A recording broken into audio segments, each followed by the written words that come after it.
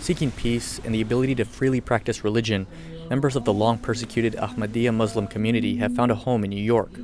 But even here, discrimination persists, and a lot of it comes from non-Ahmadi U.S. Muslims on the internet, according to the community's national spokesperson, Nusrat Kadir Chaudhry. That negative bias that I see online, it troubles me. Because you know that you won't be treated equally or you won't be welcomed by that person if they can just spew this negative hate so easily on the internet. Though they are a minority sect with an estimated 20,000 members residing in the U.S., the Ahmadiyya Muslim community runs a tech-savvy campaign aimed at breaking Muslim stereotypes.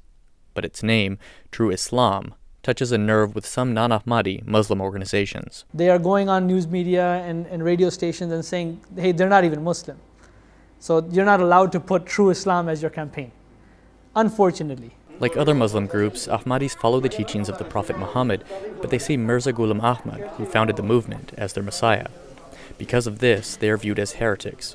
Having fled persecution in countries like Pakistan, they face discrimination both as Ahmadis and Muslims. There becomes a level of trying to slowly trust people, and that's anything you'd see in like a post-traumatic stress disorder situation.